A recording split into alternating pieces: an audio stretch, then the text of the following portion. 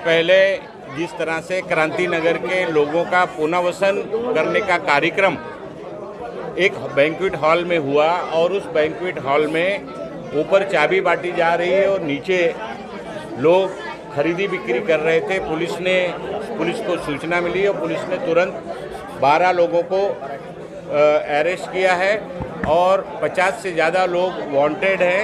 53 घर बोगस पकड़े गए हैं, ऐसा पुलिस ने अपने FIR में और रिमांड पेपर पे दिया है।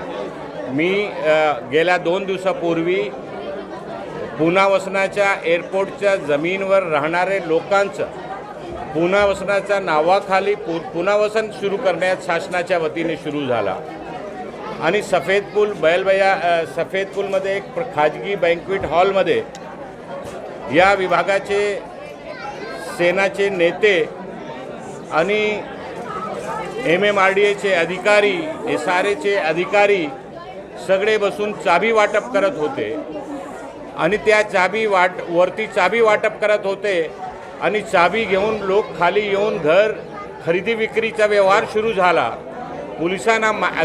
पोलिसांचं सांगणं आहे, पोलिसांना माहिती मिळाल्यानंतर पोलिसांनी 12 लोकांना अरेस्ट केलेला आहे। प्रथम दर्शनी त्यांनी असं सांगितलेले आहे की 53 बोगस लोकांना चाबी वाटप झालेली आहे।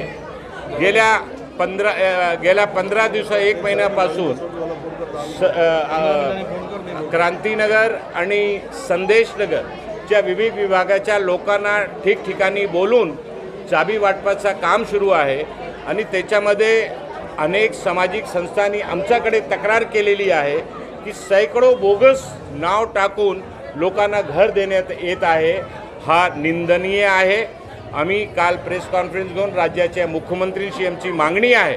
आमचे विरोधी पक्षाचे नेते विजय वडेट्टीवार साहेब आज स्वतः दोन्ही ठिकाणी त्यांनी संदेशनगर आणि क्रांतीनगरमध्ये दौरा केलेली आहे, पाहणी केलेली आहे आणि जो भ्रष्टाचार चालू आहे पुनर्वसनाच्या नावाखाली ज्या निवडणुकांसाठी पैसा गोळा करण्याचा धंदा भ्रष्टाचारच्या माध्यमातून करण्याचा काम लोक करत आहेत, लोकांना बेघर करण्याचा पाप करत आहेत। 50% पेक्षा जास्त क्रांतीनगर आणि संदेशनगर लोकांना अपात्र करण्यात आलेला आहे। ह्याच्या विरुद्ध आम्ही सर्वांनी आवाज उठवलेली आहे आणि या सर्व विषयाची सखोल चौकशी झाली पाहिजे। सर्व जे दोषी आहेत त्यांच्यावर कारवाई झाली पाहिजे।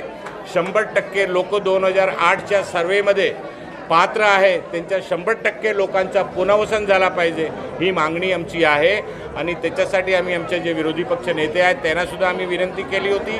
ते आज इथे पाहणी दौरा त्यांनी केलेला आहे, ते आपल्या समोर आपला मुद्दा इथे जे घटना घडलेली आहे त्याच्यावर बोलतील। विजय वडेट्टीवार साहेब आगे कांग्रेस पार्टी की विंशों को लेकर क्या भूमिका होगी? मराठीत घेऊया अगोदर 100 कोटीचा घोटाळा झाल्याचा काल तुम्ही आरोप केला पत्रकार परिषद घेऊन, नेमकं प्रकरण काय आहे, नेमके आरोप काय काय सांगा? हे बघा 53 सदनिका बोगस वाटताना काल पकडलं गेलं। परवाच्या दिवशी 12 आरोपींना अटक झाली।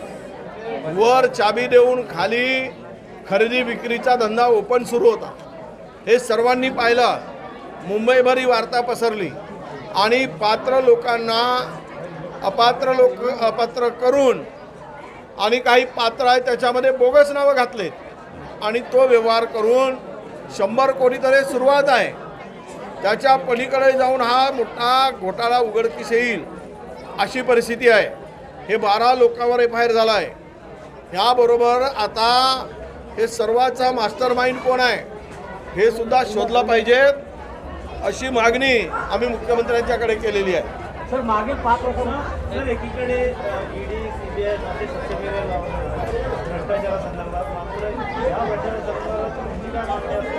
नाही असं आहे, ते ईडी वगैरे सत्ताधारी पक्षासाठी नाही आहे, ते विरोधी पक्षासाठी आहे। हे महाराष्ट्र लुटून खातील, पुरा महाराष्ट्र विकतील तरी यांच्या मागे ईडी CBI लागणार नाही।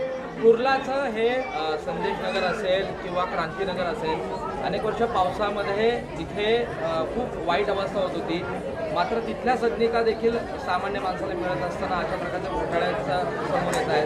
कसं पाहता याकडे? नाही, या सर्व प्रकरणाची SIT चौकशी व्हावी, अशी मागणी मी केलेली आहे मुख्यमंत्र्याला आणि मुख्य सचिवांना आणि पोलीस कमिशनरला हे सगळं पत्रव्यवहार मी केलेला आहे. जर याची चौकशी झाली नाही तर काँग्रेसचं पुढचं पाऊल काय असणार आहे? नाही, आता हे संपूर्ण नाही झाला तर आम्ही पुन्हा जोरात आंदोलन करू, मोर्चा काढू आणि या सर्व क्रांतीनगर असेल, संदेशनगर असेल या लोकांच्या हक्कासाठी आम्ही लढू. लोकांच्या सर्वसामान्यांचं सरकार आहे. महत्वाचं म्हणजे सर्वसामान्यांचं सरकार आहे. त्यामुळे कुठेही शेतकरी असेल, मजूर असेल आणि लोकांच्या कुठेही कष्ट करणाऱ्यांवर त्रास होणार नाही. सर्वसामान्यांचं सरकार आहे, पाठीशी सरकार आहे. नेहमीच नाही, नाव सर्वसामान्याचं आहे, काम मात्र अतिमान्य लोकांचं आहे. हे आता स्पष्ट झालेलं आहे. नाव सांगायचं सर्वसामान्य, काम मात्र विशेष मान्य लोकांचं करायचं आणि ही भूमिका या सरकारची आहे. दाखवायचे दात वेगळे आणि खायचे दात वेगळे अशी दुपट्टी भूमिका या सरकारची आहे. हे झालेल्या 2 दिवसापूर्वी झालेल्या घटनेवरून सिद्ध झालेलं आहे. SITची मागणी केल्यानंतर काही स्थानिक नागरिकांचं असं म्हणणं आहे की पुनर्वसनाचा हा प्रकल्प कुठेतरी पुनर्वसनाचं काम थांबलं जाईल अशी भीती आहे. तर तुमची मागणी नाही पुनर्वसन नाही, थांबवण्याचा विषय नाही. तिथे आमचा कोणालाही त्या प्रकल्पाला विरोध नाही.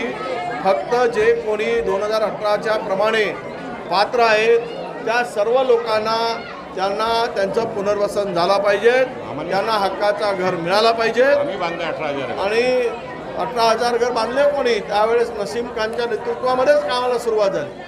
जर या सरकारचे आमदार किंवा मंत्री किंवा खासदार बंद पाडण्याचा प्रयत्न करतील तर आम्ही ते होऊ देणार नाही.